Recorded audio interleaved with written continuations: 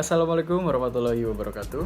Perkenalkan, nama saya Hanseptiana Zulfana, Prodi Keperawatan kelas 1B dengan nomor induk mahasiswa 10402026. Di sini saya akan mereview buku tentang pendidikan kewarganegaraan untuk perguruan tinggi yang ditulis oleh Dr. Ujang Carda, SSH MH. Selamat menyaksikan. Bab 1. Orientasi terhadap pendidikan kewarganegaraan. Terdapat 4 subbab, antara lain, yang pertama, latar belakang pembelajaran pendidikan kewarganegaraan yang membahas tentang 1. Perubahan pendidikan ke masa depan. 2. Faktor internal dan eksternal dinamika internal bangsa Indonesia. Yang kedua, pengertian dan tujuan pendidikan kewarganegaraan. Meliputi pengertian pendidikan kewarganegaraan, tujuan pendidikan kewarganegaraan, fungsi dan capaian pembelajaran pendidikan kewarganegaraan, visi dan misi pendidikan kewarganegaraan, kompetensi pendidikan kewarganegaraan, metodologi pembelajaran pendidikan kewarganegaraan. Yang ketiga, Pancasila sebagai nilai dasar pendidikan kewarganegaraan. Yang pertama, ketuhanan yang Maha Esa. Yang kedua, muatan sila kemanusiaan yang adil dan beradab. Yang ketiga, muatan sila persatuan Indonesia. Yang keempat, muatan sila kerakyatan yang dipimpin oleh hikmat kebijaksanaan dalam permusyawaratan perwakilan. Yang kelima, muatan sila keadilan sosial bagi seluruh rakyat Indonesia. Yang terakhir, landasan pendidikan kewarganegaraan, meliputi landasan ilmiah, landasan hukum, dan landasan historis. Bab 2. Memahami identitas nasional sebagai karakter bangsa Indonesia. Di sini ada 4 pembahasan. Pembahasan yang pertama yaitu proses berbangsa dan bernegara, yang meliputi asal-usul bangsa Indonesia, asal-usul istilah Indonesia. Pembahasan yang kedua, identitas nasional, yang meliputi pengertian identitas nasional, unsur-unsur identitas nasional, faktor-faktor pembentuk identitas nasional, dan identitas nasional Indonesia sebagai karakteristik bangsa.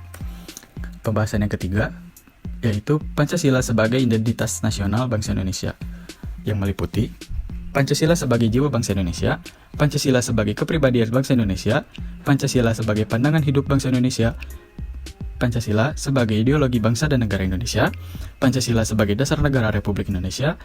Yang keenam, Pancasila sebagai sumber dari segala hukum. Yang ketujuh, Pancasila sebagai perjanjian luhur bangsa Indonesia. Yang kedelapan, Pancasila sebagai cita-cita tujuan bangsa Indonesia. Yang kesembilan, Pancasila sebagai falsafah hidup yang mempersatukan bangsa Indonesia. Pembahasan yang keempat, yaitu tentang Bhinneka Tunggal Ika sebagai identitas nasional bangsa Indonesia, meliputi 1. Bhinneka Tunggal Ika dalam negara pluralistik. Yang kedua, Bhinneka Tunggal Ika sebagai bentuk identitas keragaman bangsa Indonesia. Bab 3. Memahami Pancasila sebagai ideologi bangsa dan negara. Ada 4 pembahasan. Pembahasan yang pertama, pengertian ideologi. Ideologi berarti ilmu pengertian-pengertian dasar atau dalam pengertian sehari-hari ideologi disamakan artinya dengan cita-cita. Pengertian yang kedua, makna ideologi bagi bangsa Indonesia, yaitu menentukan eksistensi suatu bangsa dan negara untuk mencapai tujuan melalui berbagai realisasi pembangunan. Yang ketiga, perbandingan ideologi Pancasila dengan ideologi yang lain.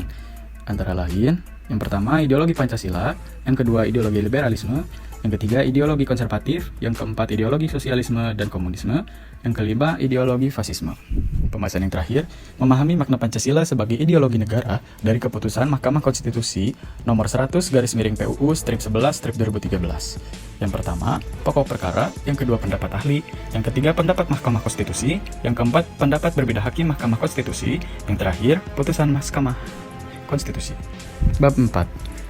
Memahami negara, konstitusi, dan warga negara. Ada 3 pembahasan. Yang pertama, memahami negara. Dibagi menjadi 3. Yang pertama, pengertian negara dan unsur-unsur negara. Yang kedua, hakikat, tujuan, dan fungsi negara. Yang ketiga, macam-macam bentuk negara.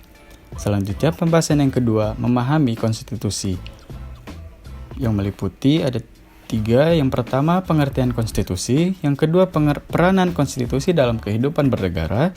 Yang ketiga, Undang-Undang Dasar 1945 sebagai konstitusi negara Republik Indonesia. Pembahasan yang ketiga, memahami warga negara Indonesia. Dibagi menjadi 3. Yang pertama, pengertian warga negara Indonesia. Yang kedua, hak dan kewajiban warga negara Indonesia. Pembahasan yang ketiga, memahami warga negara Indonesia. Yang pertama, pengertian warga Indonesia. Yang kedua, hak dan kewajiban warga negara Indonesia. Yang ketiga, pelaksanaan hak dan kewajiban warga negara Indonesia. Bab 5. Memahami negara hukum, hak asasi manusia, dan demokrasi. Ada 3.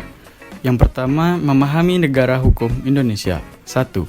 Pengertian dan ciri-ciri negara hukum. Yang 2. Makna Indonesia sebagai negara hukum. Yang kedua, Memahami hak asasi manusia. Terdapat 4 poin. Yang pertama, sejarah berkembangan hak asasi manusia. Yang kedua, istilah dan pengertian hak asasi manusia. Yang ketiga, macam-macam hak asasi manusia.